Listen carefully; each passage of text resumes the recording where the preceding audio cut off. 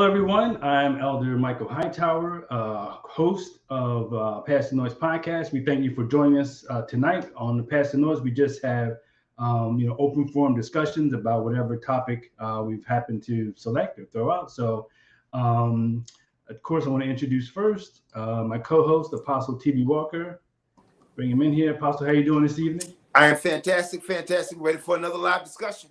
No, I'm looking forward to this one. It's sometimes you have to pivot as things come into the news or things happen, Right. in the world, and you have to sort of redirect. So this topic that we're going to do tonight was not originally our topic. We were going to do something else, and then Queen Elizabeth II passed, and there was so much there. It just opened up so many avenues of discussion because of, first of all, the length of her reign and just sort of the eras that she crossed in terms of history.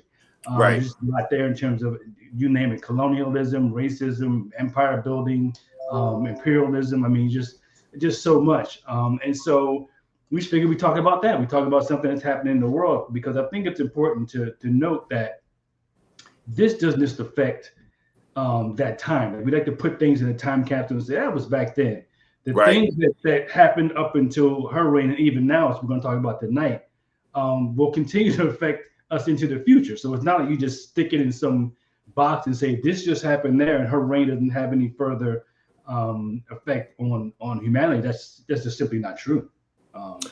Absolutely. I was listening to something an article, and I was listening to a podcast, and there was a brother who was doing from here, and he's doing very well, originally from Africa, and he was talking about how we have a tendency to operate in the past.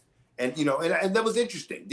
We think about what's going on in the past, and it hinders us from moving into the future. But you said something I think that's really, really critical, is that what has happened in the past has been illuminated.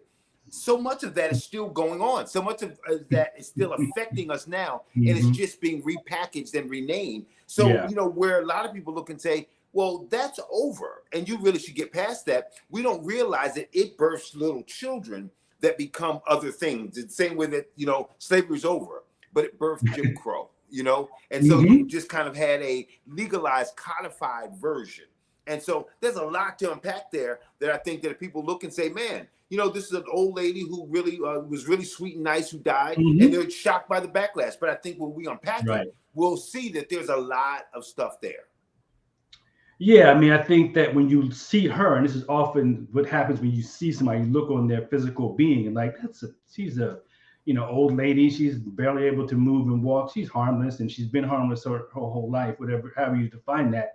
And it's simply not the case necessarily. I think you have to, her death is sort of the opportunity to sort of look at her legacy, good, however you define that. And I think these are the kind of opportunities that we often miss because people are so afraid to say anything about Her Highness, or people are so afraid to really have open, honest discussions. I mean, I'm not going to sit here and say, I mean, she was a bum, she did nothing, and I'm not going to say that she was the greatest person in the world. I think there's a balanced approach to looking at her life openly and honestly and saying she could have did this better, that was good, whatever the case may happen to be. But I think the idea that you don't look back means that you don't know what's coming in the future, because history has a way of just repeating itself. That's right. Same kinds of things keep happening, and the same kinds of things, over and over again, and we just say, "Oh, I wonder how that happened. Oh, I wonder how this happened." And so you have to pay attention to the past and just sort of see how it's affecting the future. I mean, I think we're going to talk about some of this tonight, but as she passed on, she had a son who's 72. He is the king now, but he's grown up in basically the same era she did. And so how much more different from her can he possibly be? Right. So he's sort of in that same, he's not going to be a change agent. He's sort of in that same mold and in that same, he's a monarch. And the fact that she reigned so long, you forget, well, she started her reign in 1952. That's not that long ago. It seems like it's way, way, way, way, way back in the past. It's really not. It's really not. I mean, that's modern history. Yeah, 12 years before I was born, she became queen. It's a while back, but it's not so far back that the reverberations of her actions and her reign are not felt, even today. Absolutely. So it's been a lot of back and forth as you would expect on social media, and you saw articles, and I've seen articles. Some of them, rake her over the coals. Some of them, want to make her, Right. whatever the case may be. So there's a lot of back and forth, and a lot of it is not nuanced. It's not balanced. It's sort of like either one side or the other, and Sure. not balanced. And I think some of that has to do with the audience that you're speaking to. So let's take a look at them. As always, we have clips. Let's take a look at the clip, and we'll get right into it. Get right into our Also, It's hard to believe now, but Britain wasn't always a regional banking center / refugee camp. It was a real place with a history and a language and a culture and a genuinely remarkable people. A country in the North Atlantic the size of Alabama that somehow took over the world and ruled it with decency unmatched by any empire in human history. The British Empire was not perfect, but it was far more humane than any other, ever. It's gone now, barely even remembered. Queen Elizabeth II was the last living link to a truly great Britain. Today on social media, the usual ghouls celebrated her death. Quote, "May her pain be excruciating," a Carnegie Mellon professor called Uju Anya wrote on Twitter of the Queen. "May she die in agony." Various know-nothings in the media, including a columnist at The Atlantic and a couple of employees of NBC News, seconded that thought.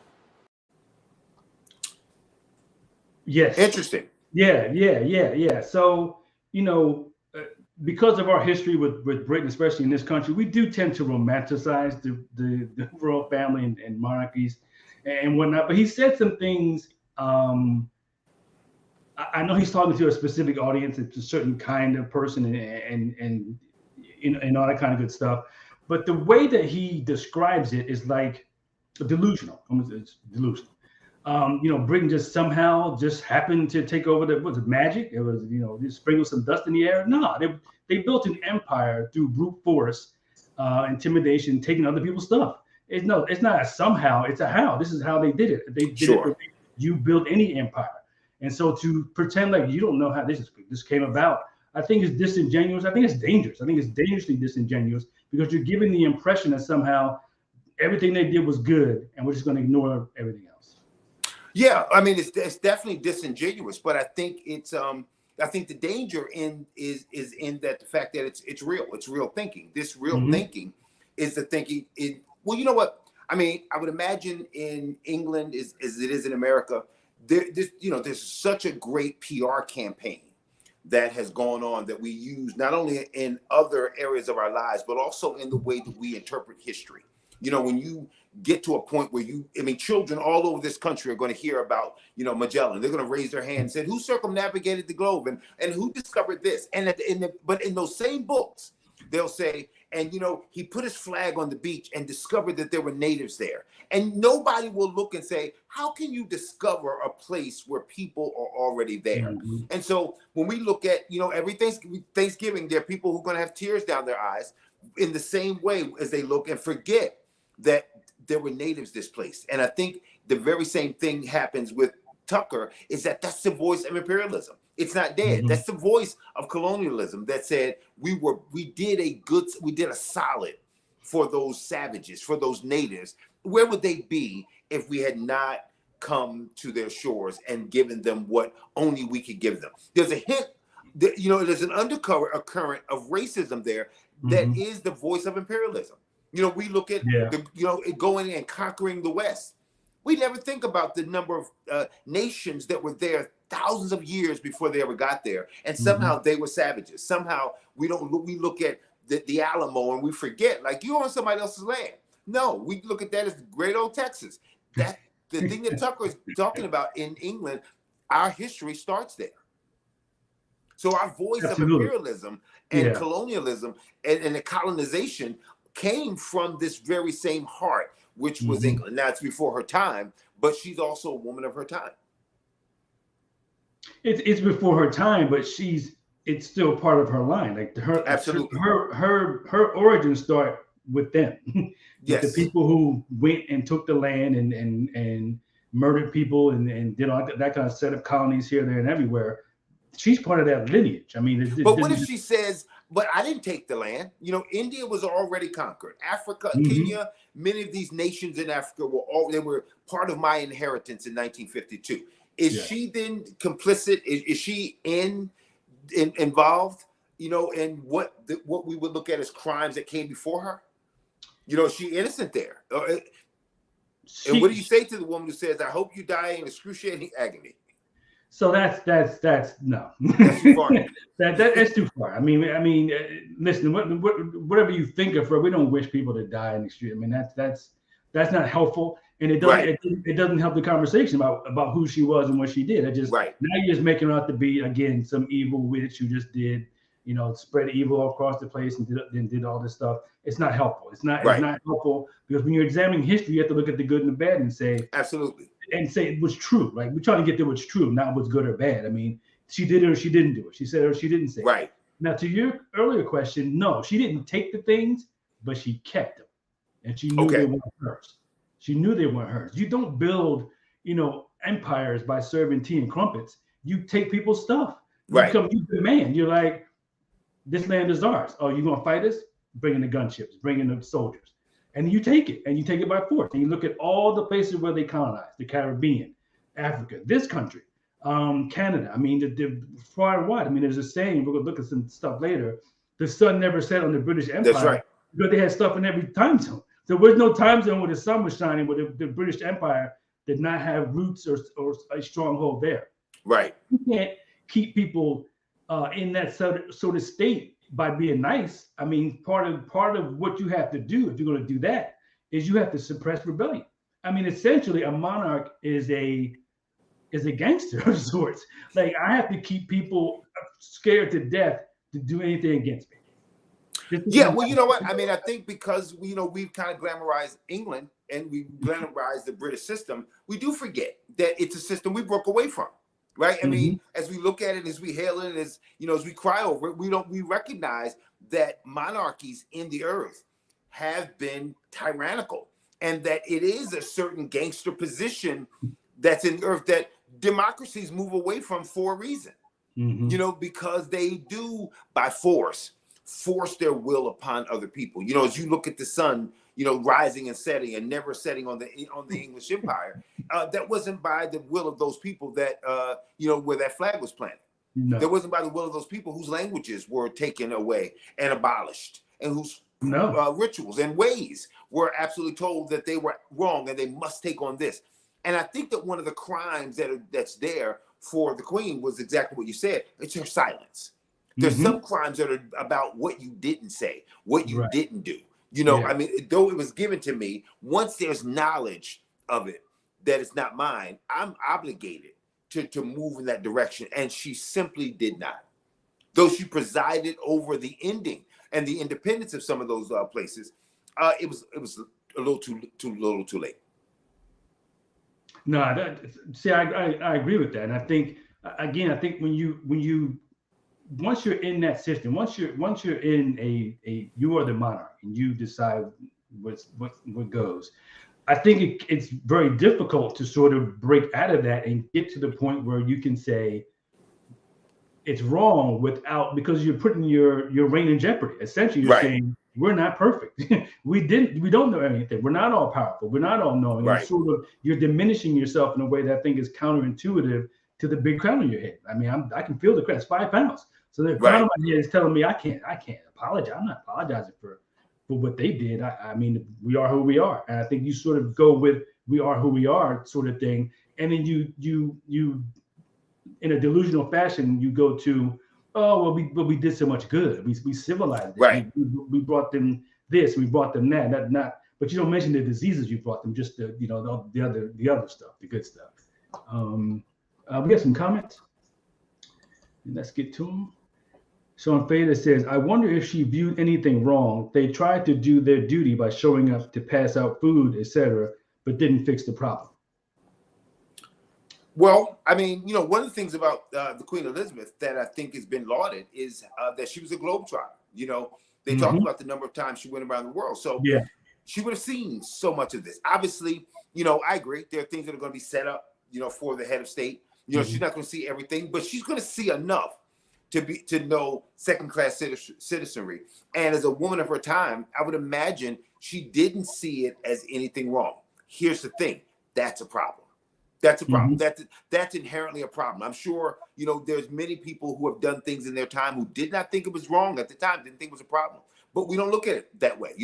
As we tear down monuments, we recognize Mm-hmm. that many of those Confederates, were gung-ho and really didn't see a problem. But we don't look at Nathan Bedford Forrest as a non-traitor. We recognize now Robert E. Lee came against the government. So Mm-hmm. the same way we don't give them a pass, we can't look at this very intelligent woman and say, hey, when you saw these natives getting down on all fours and somebody standing on their back to hand you a drink, did you think that was wrong? Did you know that? And like when you walked into the land and said, I'm as much as African as you, did you think that you really were? So Yeah. I think that when we look at this, we can't, if we give everyone a pass because of ignorance, some of that's a self-imposed willful ignorance. Yeah, absolutely. This next comment, Sean Fader again. Also, where does this love affair with England come from? Didn't we fight to free ourselves from Great Britain? What the heck is wrong with the thinking here? I think we fought to break away, but I think there's always sort of still been this fascination with them and sort of this link to them that really can never be broken. And it's not like they just made stuff up. I mean, a lot of the systems we have are theirs. I mean, they mimicked some of their systems. They took out the stuff they didn't want. Like if you're cooking a dish that you really like, but you don't like onions, you leave the onions out. So they did some of the same things. They just left some of the stuff out, and that's sort of where it is. But we've often compared. JFK was like a king, a Camelot, and all that kind of nonsense. And we just have this fascination with it. That on some level it's emotional. It makes no sense, but that it is what it is. Well, you know what? It's also the work of colonialism. When you remove an identity and you set up an identity that is the identity, look over in the countries that they are no longer there. Look at the Commonwealths, and the flags even still have, sometimes the Union Jack is still there. When you look at the ways and the way the armies operate, just check out the way they march and the way they operate in India. After that many centuries of England being there, they model their army, they model their government, they model so much after England, and just as we do, much of our dress and fashion and our language, all of those things, come from this imperialistic way. So the reality is that, was it a good thing? I don't even know if that's the question. But when you say what's wrong with this thinking, this thinking has been imposed upon the world. So when you have a colonial power, when you leave it, you don't leave your thinking is left behind. And so therefore we glamorize even the oppressor. Yeah. No, so true. I'm putting the calling link in the comments in case someone wants to call in. Let's doing that. Let's check out another clip. Just a clip about the royal family. Okay. As of June 2022, the British Crown was still legally head of state in these 15 countries, all former British colonies or protectorates. But increasingly, there have been calls for the British monarch to be removed as head of state. Ladies and gentlemen, their Royal Highnesses, the Duke and Duchess of Cambridge, have arrived. Please stand. They shouldn't be welcomed as leaders of the country, as representatives of the head of state. How these two young white people now going to be here saying we are going to kowtow to them and we are going to bend and bow and kneel to them. Those days are done. The monarchy is a relic.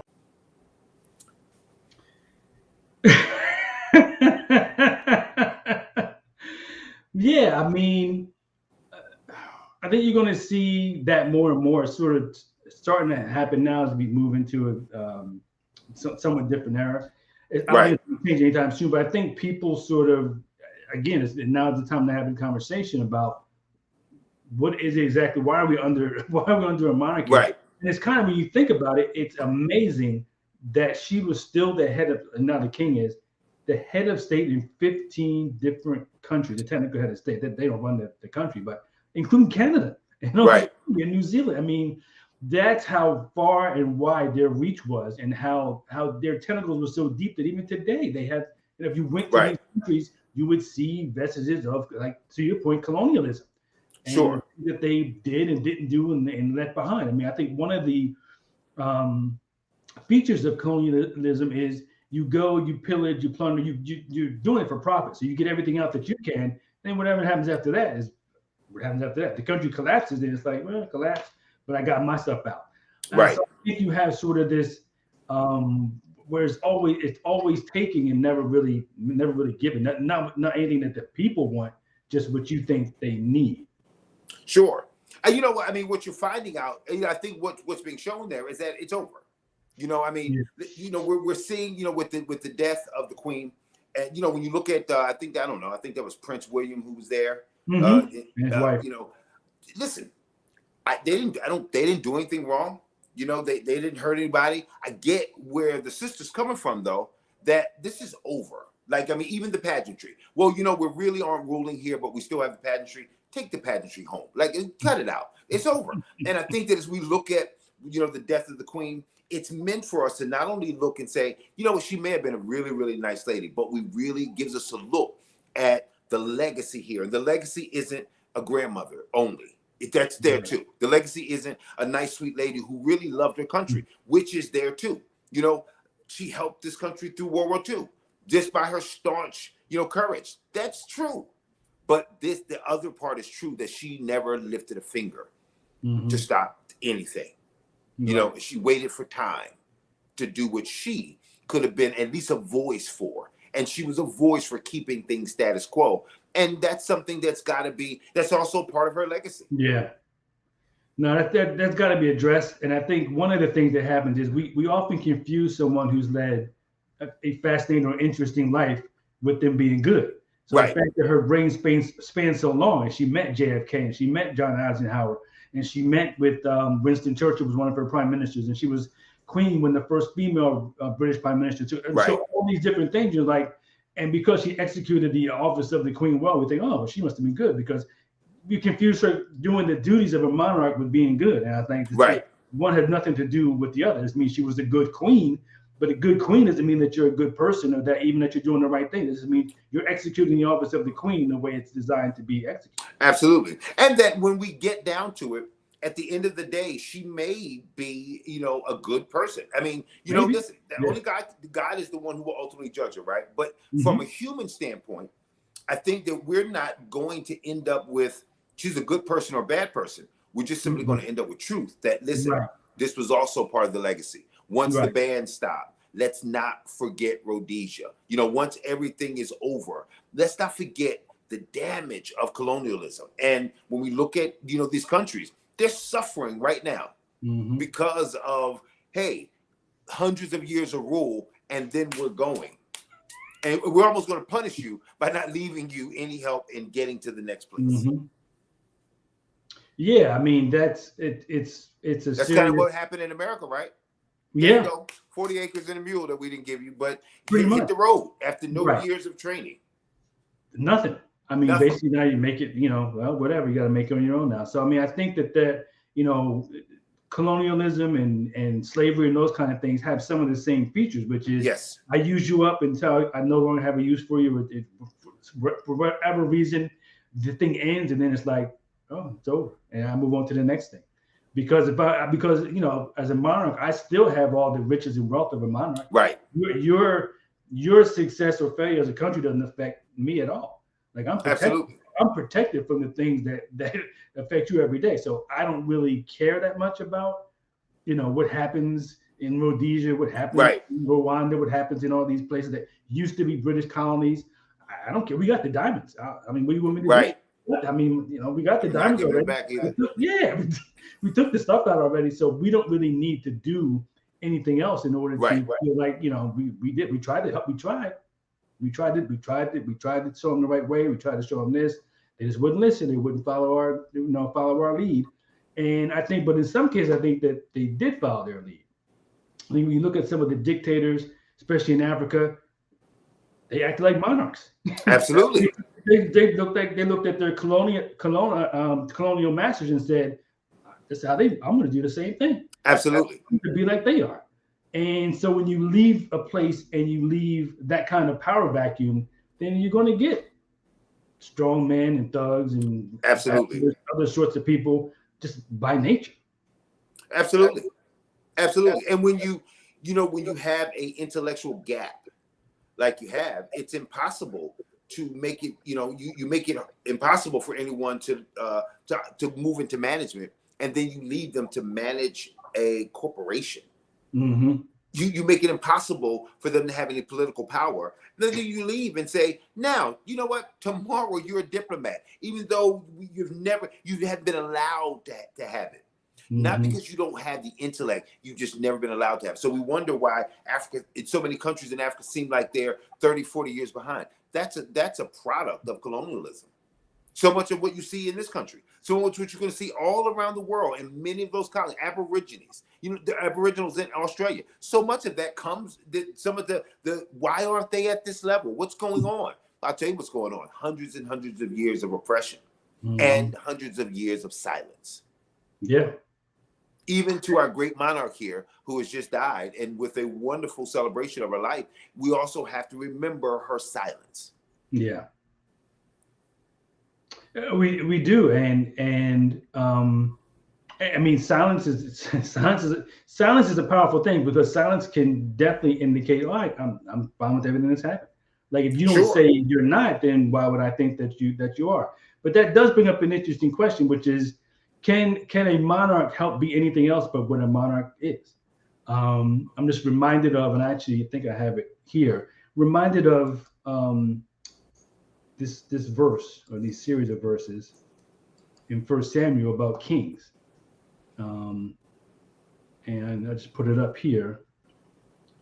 And it's the people of Israel want a king. They're begging God to give them a king. And he goes on to tell them, this is what a king will do. He will take, he will take, he will take, he will take, he will take. And then you're going to beg me to get rid of him. And I think that that's really where, when you look at that, can you escape this if you're a monarch? Like, isn't this just what you are? That's the nature of a monarch. It's the nature of a monarch. I mean, the best of kings that we've had in the world that have been monarchs have done exactly the same thing, just maybe not in the most detrimental of ways. They weren't as bad as that other guy, but right. The peasants were still killed for eating the king's deer. So when you own the boar, the wild boar, when you own the plants, when you own everything, you're in the position where this absolute power corrupts absolutely. Yeah. God, when you look at the scriptures here, God is not just warning the people, he's warning anyone who would be king. Yeah. You're going to become a taker. You're going to be transformed. I mean, Saul, you whatever you were before this, you're going to become nothing more than a taker. You have to. It's the nature of the monarchy. So in the end of the day, there's no other way that this monarchy could work other than being a taker. It was a prophecy that each monarch is fulfilling every single day, that they are in that position. Yeah, I mean, and you look at these verses, especially 13 through 15, it says, and he will take your daughters to be confectionaries and to be cooks and to be bakers. And he will take your fields and your vineyards and your olive yards, even the best of them, and give them to his servants. And he will take the tenth of your seed and of your vineyards and give to his officers and to his servants. So basically, he'll take whatever he wants and leave you with whatever he wants, or she. I mean, it's not specific to male or female. But the interesting thing is, it doesn't say you're going to have some Torah bum kings and they're going to do these things. This is just any king. It's the nature of being a king. It has nothing to do with good or bad. It has nothing to do with what they're going to do. This is what monarchs will do. Right. This is what they'll do. And if he warned the people and they didn't heed, and to this day, people don't heed. People still want that singular ruler, that king or whatever. And it's just, as we can see, it's a very dangerous place to end up. Sure, absolutely. Look at another clip here. Look at another. The British Empire was evil, they wrote, apparently totally unaware of what came after it. And speaking of what did come after the British Empire, how, for example, did Africa fare after the British left? Let's see. Uganda got Idi Amin, who was a cannibal. Rhodesia became Zimbabwe and then became the poorest country on the planet under the racist lunatic Robert Mugabe. As of tonight, South Africa is still being run into the ground by an incompetent kleptocrat called Cyril Ramaphosa. So it's hard to see any of that as an improvement because it's not an improvement. Sorry, Atlantic Magazine. In the real world, the one that we live in, strong countries dominate weak countries, and that trend shows no sign of changing. The very least you can say about the English is that they took their colonial responsibilities seriously. They didn't just take things, they added. When the US government withdrew from Afghanistan after 20 years, we left behind airstrips, shipping containers, and guns. When the British pulled out of India, they left behind an entire civilization, a language, a legal system, schools, churches, and public buildings, all of which are still in use today. Here's the train station the English built in Bombay, for example. There's nothing like that in Washington, D.C. right now, much less in Kabul or Baghdad. Today, India is far more powerful than the UK, the nation that once ruled it. And yet, after 75 years of independence, has that country produced a single building as beautiful as the Bombay train station that the British colonialists built? No, sadly, it has not. Not one. It's an interesting way of looking at it. It really is. I mean, it's an interesting way of looking at it. You know, I think that when you see what you see there, the British Empire set the trend, right? Mm-hmm. I mean, if you're going, let's forget the fact that, you take the land, but they also set the trend. So what is success? What is beauty? What is progress is established by the colonial power. So to say, hey, have you had anything as beautiful as this? Well, let's talk about before you got there. And was there the great wonders of the world were not in England. They were there. The fact that now you decide that's no longer beautiful, that you decide that these villages that are succinctly set in formation, right? That have withstood famine and disease and all the medicines that they had, you decided that they're savages. And when you put a building there, you decide that's more beautiful than the hut. Listen, I think that's the problem, is that Tucker Carlson, who's caught up in the wave, as we all are, of what is beautiful. I look at, when you look at certain things, I've looked at something on YouTube about different countries in Africa, and it let me know, man, the smoke, the real great propaganda job that, wow, they have that building there, that industry there. You know why? Because they only showed us one side and said, that's not beautiful. Mm-hmm. And it takes time for us to get out of the haze to be able to look and say, a nice railroad, railway station, in no way, that's paved over the thousands, millions of lives of Indians. You think that's beautiful? And that's what Tucker can't see.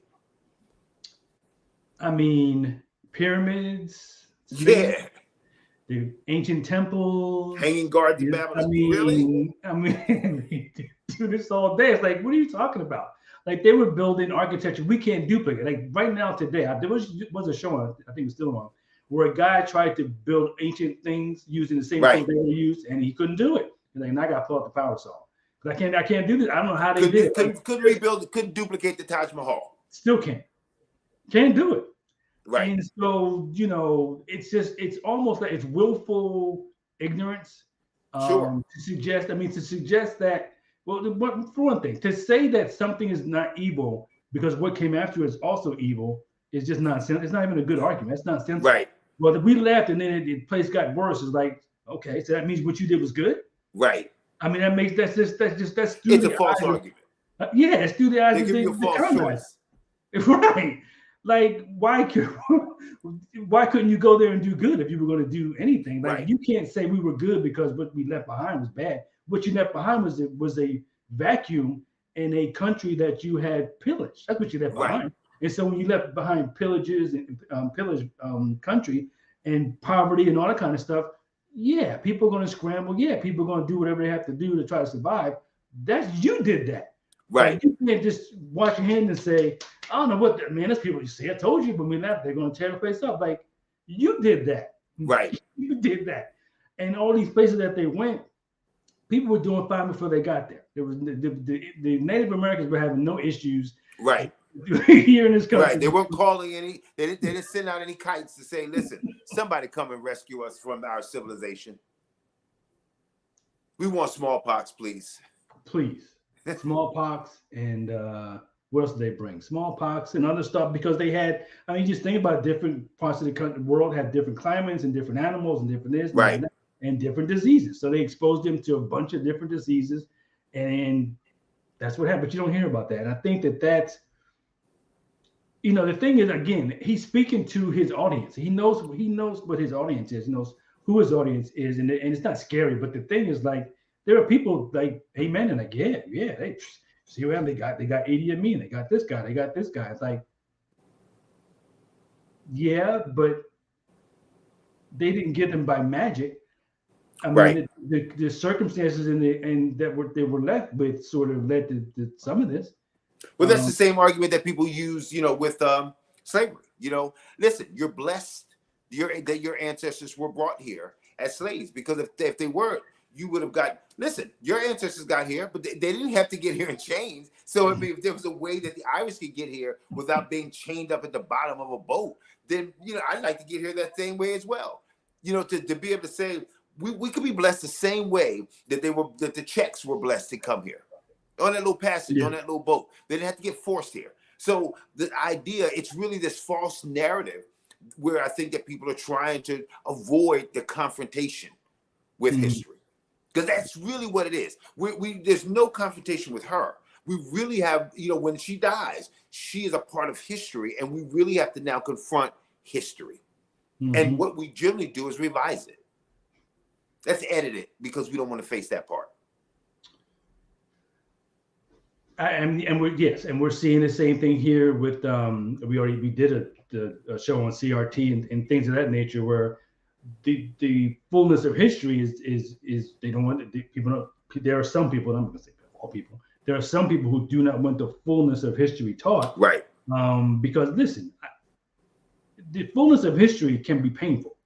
I know from you study history. I study history. Sometimes you just got to put it down. Like I'm sure I can't read another line of this. Right. I can't read another example of this. I can't look at another picture of this. You just can't. It's just so brutal and it's just like I'm good. I got to take a break from this.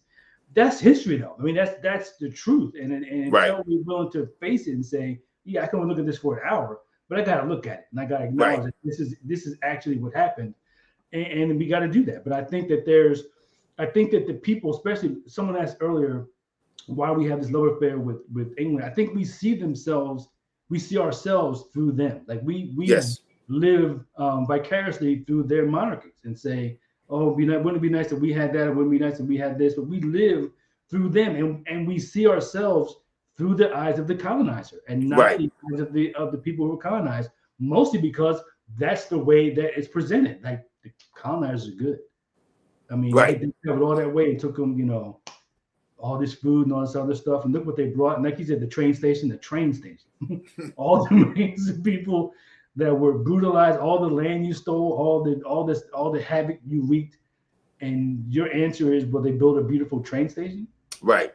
I mean, well, when you spend that amount of time brainwashing people, you also get brainwashed. Part of what happens with the ilk of Tucker Carlson is that Tucker's also brainwashed. If you spend this much time spinning the yarn, you also get caught up in the yarn. If you're looking to defend, if you defend a person long enough, even though they've done something wrong, in a few days, after you've only focused on the part that you want, you really start getting mad about somebody there, and you'll forget that, you started out with them being a liar. They actually took it. You didn't like the fact that they got hit, but they actually took the thing. Before you finish, it's like, and don't come in here with that because he didn't, and you'll start believing the lie. Yeah, and that's exactly what's happened.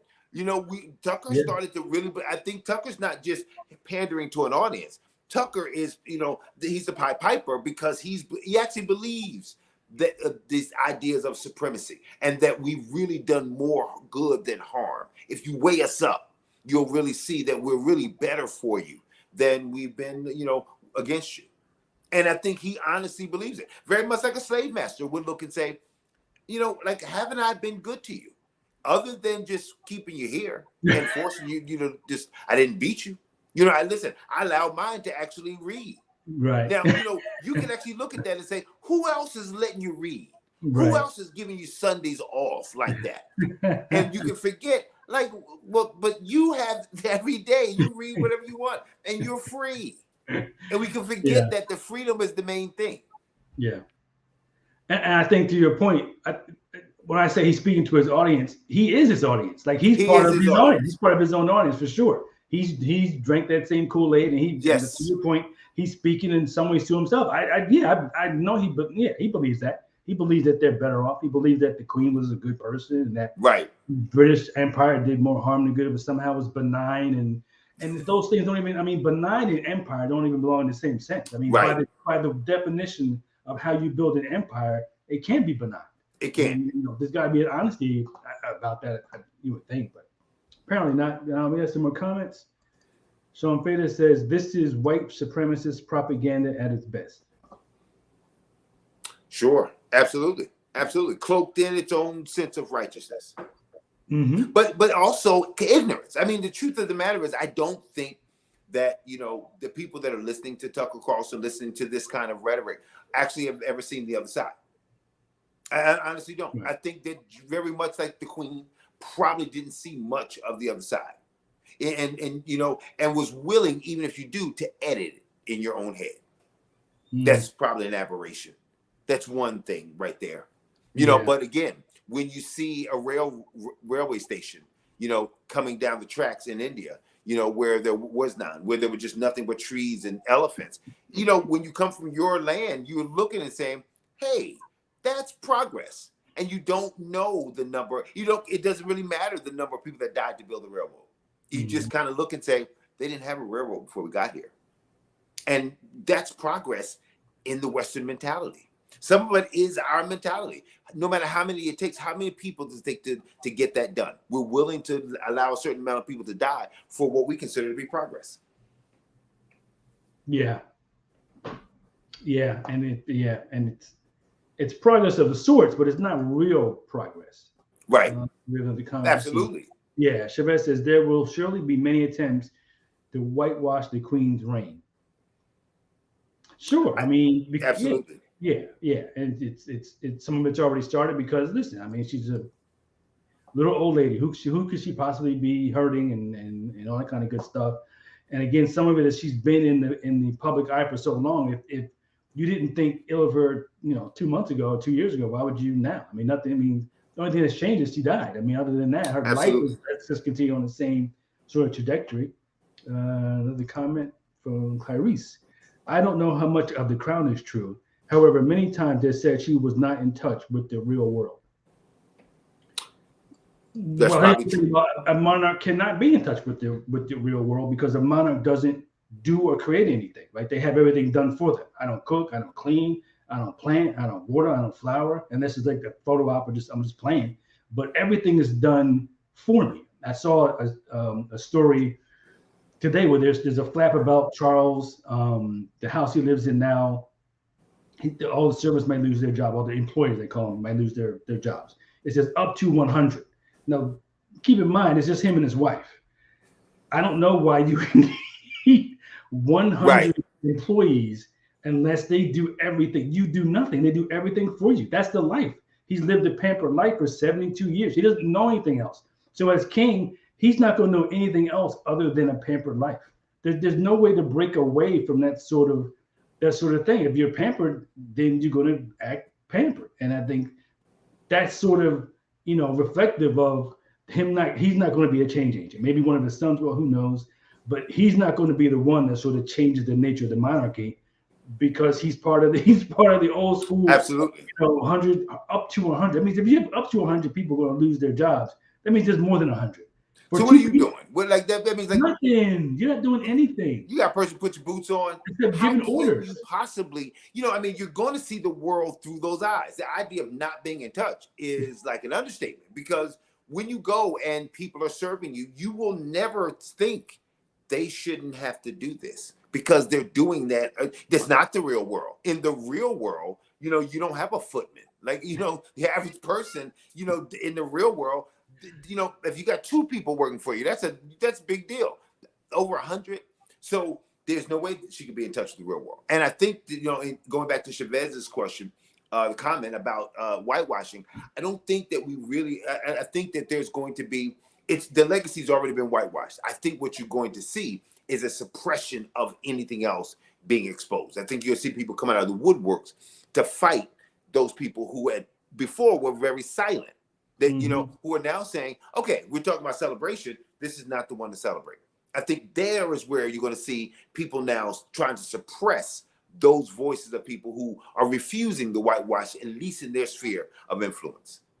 Yeah, but I don't think it helps to tweet that you hope the Queen dies in agony. See, that doesn't That's help. the killer. That doesn't help, because then Yeah. it just looks like, you know, radical nut jobs. I mean, Sure. you can have a conversation about her legacy that doesn't include that. I mean, it's not helpful. Let me ask you this though.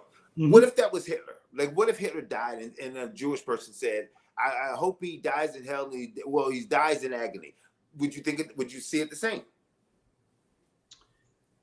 I think the knee-jerk reaction is no, right? Because Okay. Hitler's portrayed one way and the Queen's portrayed another. Right. So right off the bat, it was like, no, Hitler's just pure, you know, out of control evil.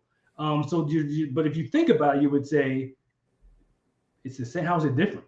Right. How is it different at the core? What's the real difference? What's the real Sure. difference? Because, you know, Hitler had 6 million plus Jewish people killed. You think the British Empire numbers is lower than that? Right. You think all over the world? I mean, they went everywhere. I mean, Everywhere. the Caribbean, North America. I mean, you know, the colonies here, you know, interacted with the colonies in the Caribbean. They had colonies everywhere. So we think, you know, and even if it's not 6 million, whatever the number is, the fact is they came here and they took the land from the people who were here already. That's Absolutely. They did the same thing in Canada. They did the same thing in Australia. They did the same thing in New Zealand. Everywhere they went, they followed the same pattern, because that's what you do when you're building an empire. That's what you do when you're building colonies. You go there, you erase everything that's there, and you install your stuff, your language, your culture, your way of doing things, your thing, and you do it by force. There's nothing nice about it. You do it. Absolutely. Absolutely. See, we have another comment. It says, many times she said, we are like everyone else. Our life is no different from anyone else. I mean, and from her perspective, she might have seen it that way. From her perspective, because she was in the role that she was in, she was like, well, I'm the queen. This is what I do. And you're that, and that's what you do. And so my life is just like yours. You're the person who brings up my, you know, tea and biscuits every morning. That's what you do. So I'm just like you. I'm doing my job. You're doing your job. So from that perspective, she probably did see herself as just in a role doing a job. I'm just like anyone else. But she had to know, when you put on, you know, the 5-pound crown on your head. And I heard her talking about she had to be careful how to move her head so she wouldn't hurt her neck, it wouldn't fall off. Then you know you're not like everybody else. Right. You're fooling with your jewels, and it's like you got jewels all over the place. You know you're not like everyone else. So there's a sense of sort of delusional. You sort of have to pretend like I'm just little old Elizabeth. I just happen to be here, and I think people can do that over time. Sure. Yeah, but that's the blindness of power, right? You know, Yeah. I mean, you know, how many you see that movie where the king puts on a big cloak and walks among the subjects? Mm-hmm. Today I'm like everyone else, you know. And so, but you know, he's telling his 4 guards, you know, stand down. Now, how many of us get to walk down the way like with 4 guards? So he puts on a cloak and he tells them, but there's a moment where things may get hairy, and he takes the cloak off and they all bow and they say, the king. Now, you know, isn't it amazing? I wish I had a cloak like that. Right. They're not like us, but that's also the delusion that doesn't just delude the world, it also deludes the monarch. That's that warning that you see in Samuel, that's about, you know, listen, here's what's going to happen to you, but this is what happens to a taker. Also, they change. Yeah, I think to your thing about the cloak is I can put the cloak on, I can take it off whenever I want. So I can be whatever I want. So I can be like a lonely person just walking down the street and begging for bread if I want. If I take the cloak off, I'm still the king. Like, absolutely. Cloak, she's still the queen, and she can pretend like I'm on the children, just patting them on the head and seeing what they're doing. But people are still bowing to you. So so there's still that same dynamic that doesn't go away, because you feel inside like I'm just so humble and I'm so honored. It doesn't work that way. Yeah, and then to check everybody for knives and sharp objects when they came before the queen. They don't do that with me. Right. Absolutely. Absolutely not. Let's check out another clip. So what exactly are the monarchy's links to the slave trade? The royal family's links to slavery began during the reign of Queen Elizabeth I.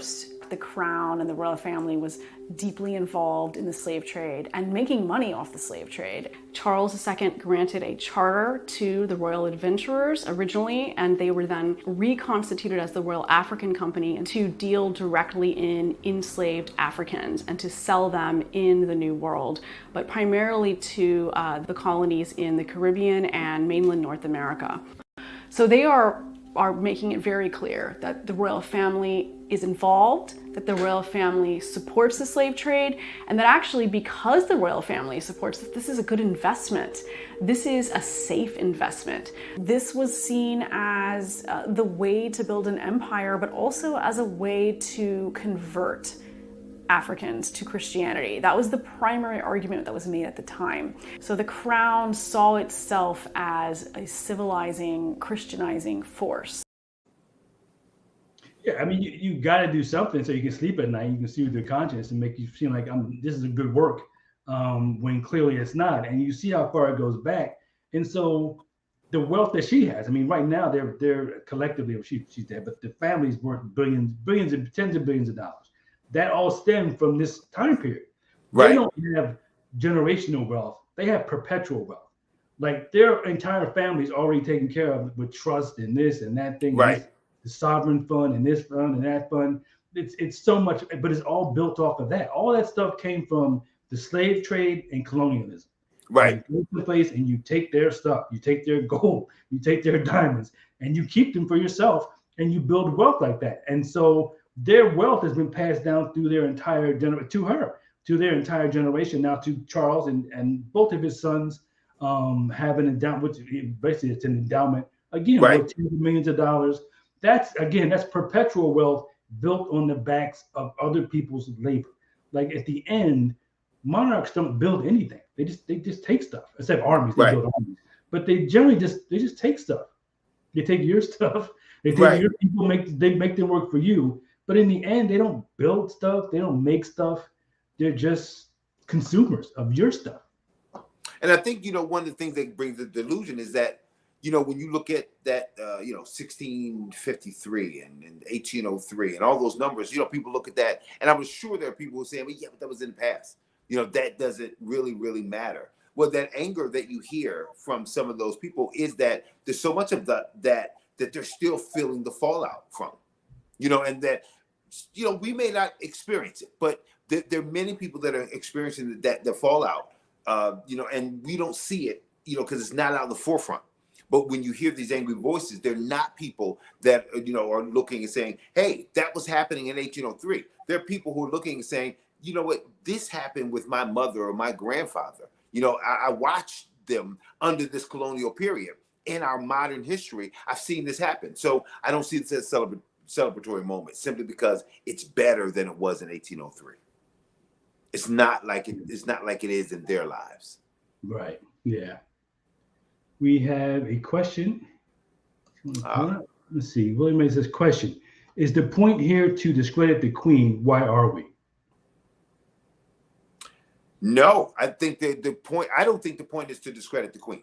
I think the point here is to really be able to really give an honest view of what a monarchy is really like, and even what the time that the Queen presided over was actually really like. If we were to look at certain periods in history, there are great things that you can look at in certain periods of history, but they may not necessarily be, as true as when you look at presidents here. There's Truman's a great president, but he also, they were silent on a lot of things. There were a lot of change that could have happened under those administrations that were never spoken. We have to, if we're going to give an honest look, we have to ask ourselves, why are these voices coming out of the woodworks in these places that in our minds are obscure, but they're not the huge swaths of areas where people are saying, we've been oppressed, you just didn't know it. So I don't think that the point is to really to come down on the Queen, but I think it is to unearth a legacy so that we can actually see the full true picture of what colonialism and what her reign was really about. There is a follow-up. Follow-up is concerned about the monarch. What is it to us today? I guess it depends. I mean, in some places, I mean, there have been protests in Canada and New Zealand. So these things with monarchs have a ongoing effect. It's not just what happened during her reign. She perpetuated things that have been going on for a long time. That same sort of colonial mindset that allows you to go into countries and take from them and give nothing back, or to criticize them when they do stuff you don't like. But all over the world, I mean, again, Canada and New Zealand, they're having protests right now about the way that indigenous people were treated in those countries. The people are still feeling the effects to this very day. And they'll say, listen, we're still feeling the hurt of the fact that they took all our land and our stuff in the same way that the Native Americans are on reservations and have all kinds of issues because of stuff that happened to them hundreds of years ago. So to them, colonizers mean one thing: they come and they take, and they give very little, if anything, back. And I think the question is, who's the us? If you say, what is it to us today? If you're looking, and the question is like, what is it to us in America? If that's the issue, maybe not a lot. But when we look at this, we live in a global world, and I think that the issues that we deal with are not just issues that are neighborhood issues. They aren't just issues that are in our region or even in our country. But this is a worldwide issue because the cry is not coming from America. So if it's not coming from America, who cares? Well, no, it's coming from some other people in the world that are equal to us, and their importance is exactly the same. The same way we cried out and wanted the world to hear apartheid. Whatever's in South Africa, what's that to us? That meant a lot, even though it wasn't American. So when we cried out to the world, we wanted them to hear our cry. Well, that cry is going out from other areas of the world. And yeah, it's not touching us, just like apartheid didn't touch us, but it was touching people. And I think that's the important part. Unless you have anything to add to that? No, I agree with that.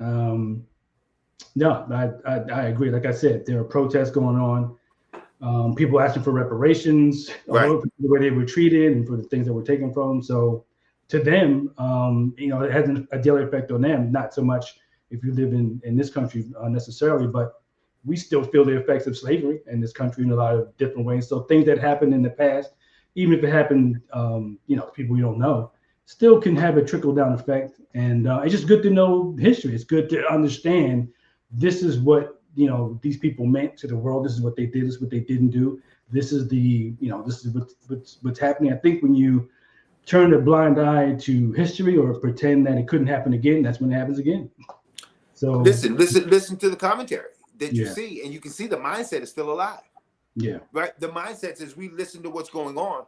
The reason why we have these discussions in our country is because there's some old mindsets that were maybe from the 19th century that are being revived here.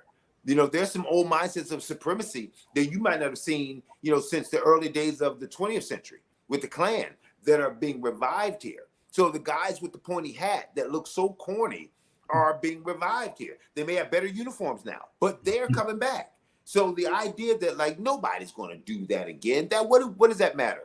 We're really beginning to see what happens in Australia, what's happening, in New Zealand, what happens, in Kenya. It's not so far. Those are bellwethers of things that can happen again where we are. And we'd be wise not to overlook what's happening over there, to assume that what's over there isn't an indicator of what's going on. Because how we view what's going on over there tells us a lot about what could happen here.